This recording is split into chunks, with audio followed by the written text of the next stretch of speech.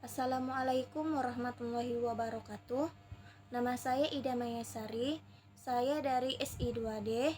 Di sini saya akan menjelaskan tentang distribusi probabilitas diskrit. Distribusi probabilitas diskrit merupakan daftar seluruh hasil percobaan dan probabilitas dari setiap hasil yang bersangkutan. Ciri-ciri distribusi probabilitas diskrit. Yang pertama, probabilitas dari sebuah hasil adalah antara 0 hingga 1. 2. Hasilnya merupakan kejadian saling lepas. 3. Daftarnya lengkap. Oleh sebab itu, penjumlahan probabilitas dari berbagai kejadian adalah 1. Ini contoh lampiran koin. Hasil yang mungkin permisalnya 1. Pertama A, kedua A, ketiga A.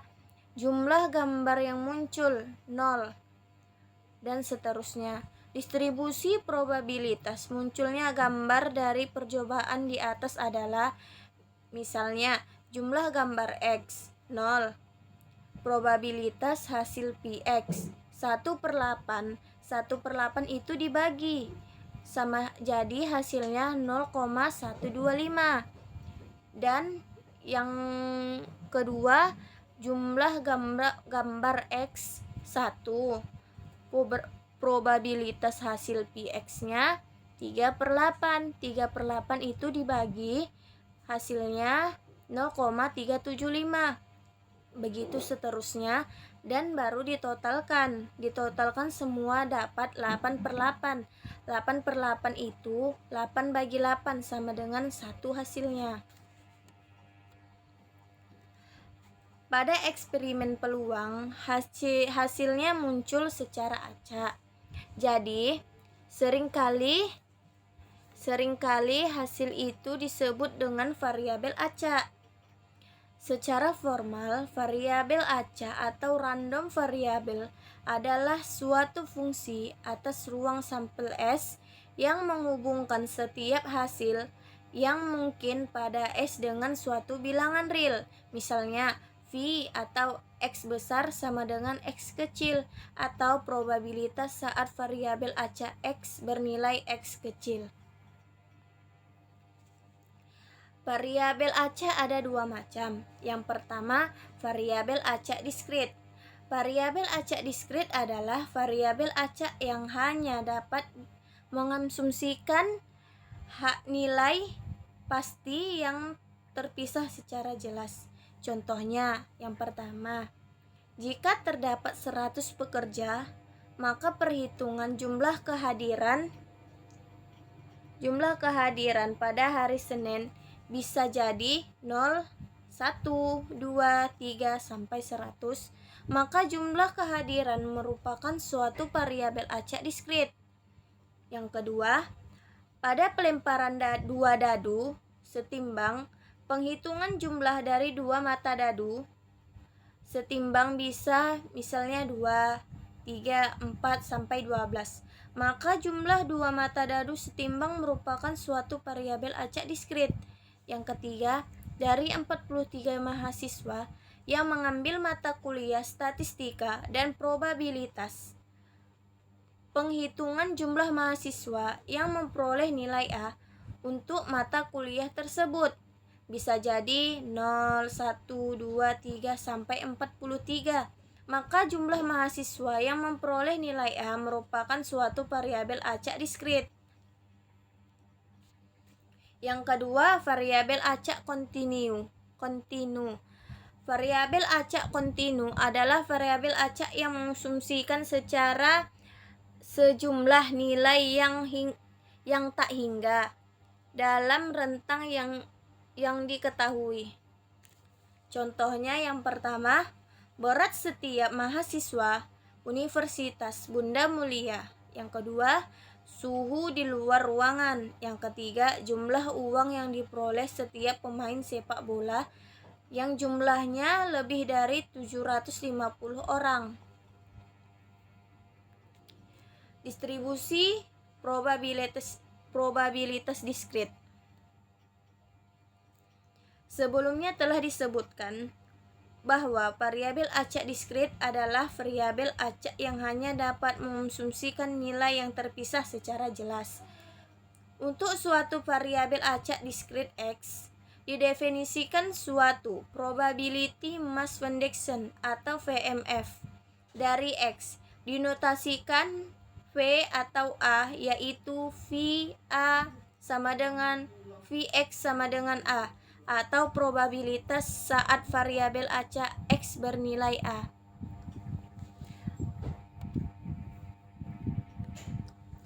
Variansi variabel acak diskrit.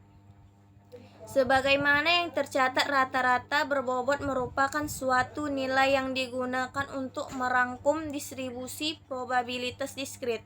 Akan tetapi, rata-rata berbobot sebelum menggambarkan sejumlah sebaran atau varian di dalam distribusi. Jumlah sebaran tersebut digambarkan dalam variansi. Jika X merupakan variabel acak diskrit yang memiliki VMF atau Vx, maka variansi dari X adalah variansi X sama dengan eksperimen X kurang eksperimen X kuadrat. Bentuk di atas dapat diturunkan menjadi variabel X, variansi X sama dengan eksperimen X kuadrat kurang eksperimen X kuadrat.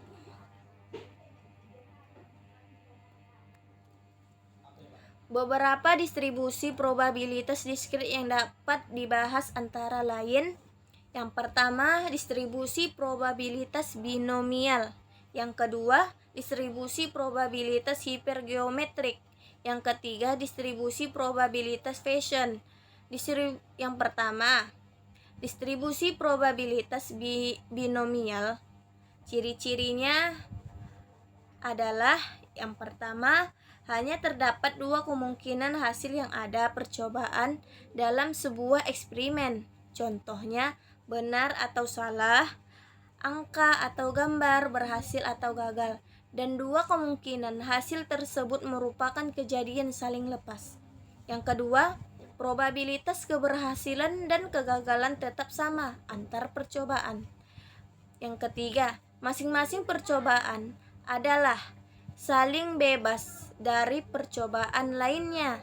Yang keempat, variabel acak menghitung jumlah keberhasilan pada sejumlah percobaan. VMF untuk distribusi probabilitas binomial.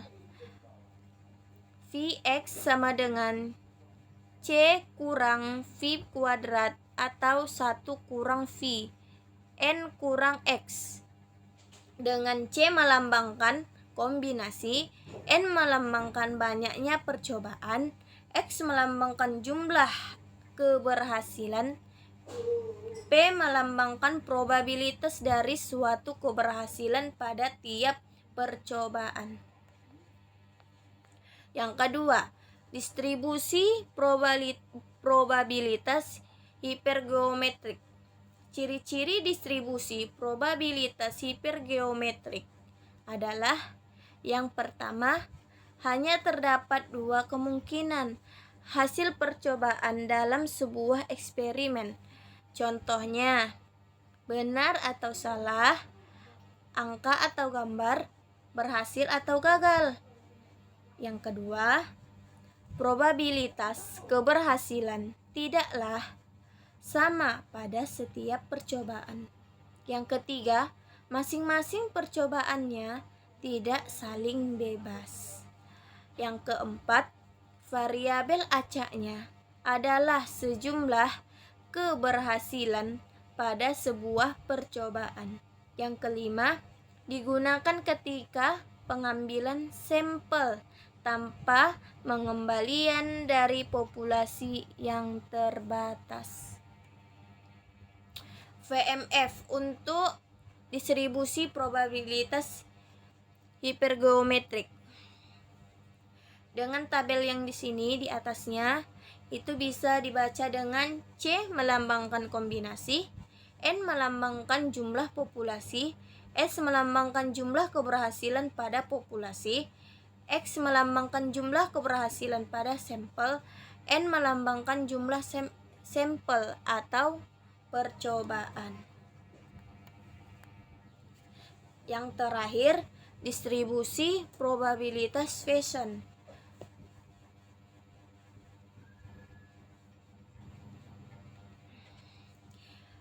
Ciri-ciri distribusi probabilitas Poisson adalah variabel acak merupakan suatu kejadian yang terjadi beberapa kali selama rentang waktu yang ditentukan.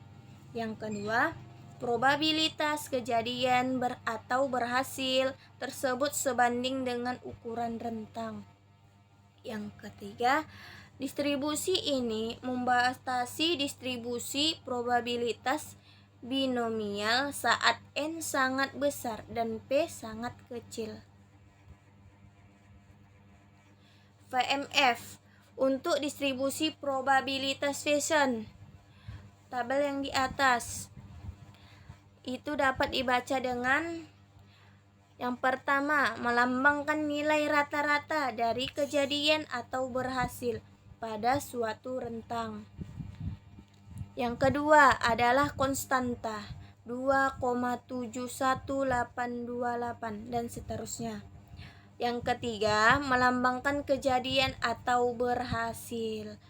Nilai harapan atau rata-rata berbobot dan variansi dari suatu variabel acak Poisson adalah eksperimen X sama variabel X sama dengan suatu rentang dengan rentang sama dengan NP. N melambangkan banyaknya percobaan, P melambangkan probabilitas dari suatu keberhasilan pada setiap percobaan. Sekian yang bisa saya sampaikan, lebih dan kurang saya mohon maaf. Assalamualaikum warahmatullahi wabarakatuh.